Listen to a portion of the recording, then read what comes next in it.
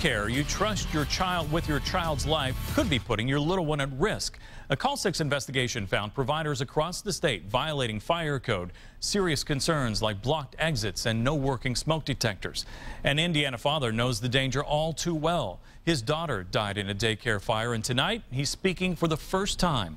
Call 6 investigator Kara Kinney now with the message he wants you to hear. George Lloyd is surrounded by memories of his daughter Emma. Pictures, toys, even her coats are still by the door. She loved going outside, and of course the rule is, well, put your coat on. Little Emma died in March when Waterman's Daycare in Sullivan caught fire. She was the only one who didn't make it out.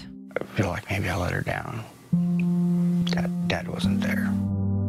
Like thousands of Hoosier parents who drop off their children at daycare, Lloyd never thought a great deal about fire safety. And you're trusting that type of thing to the experts.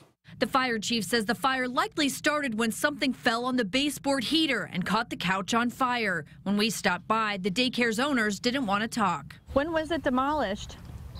Doesn't matter. It doesn't matter?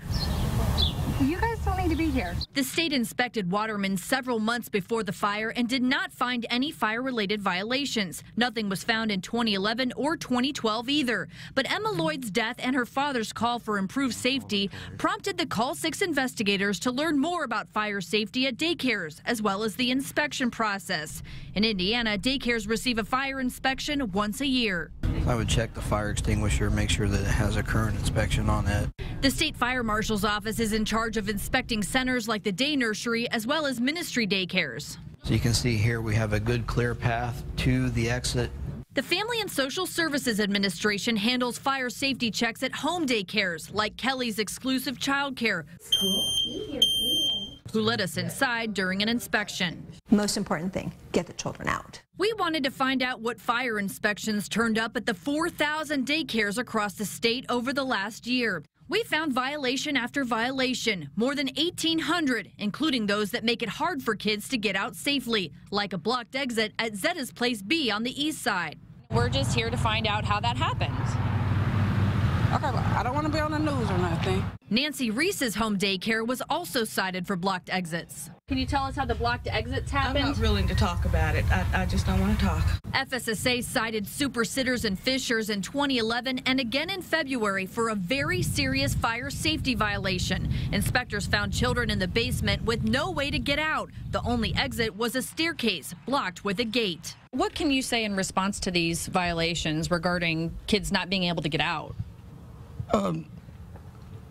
No, they were, I mean, that's the safety of the kids is what's most important. So, you know, we've got an understanding of why it's that way, and we're abiding by all the rules.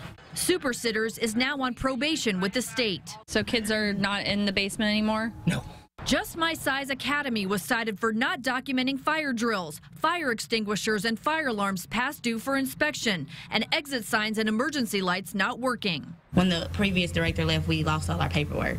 We figured out what we were doing wrong, and we changed it. The state says it's crucial for child care providers to follow fire codes all the time, not just when violations are pointed out. It's an emergency, so you have to be prepared all the time. The state fire marshal's office points out if it's an immediate safety issue, they make the provider fix it on the spot. Our goal is for people to be safe. The state has no data on the number of daycare fires, but they do happen. This East Side daycare caught fire in March, and in 2011, 24 children were evacuated from Regina's Child Care Ministry on East Washington Street after a fire. She was born an angel. She'll always be an angel. George Lloyd wants daycares to pay close attention to fire safety. Those are people's babies. And for parents to make it top of mind. No one should have to lose a child.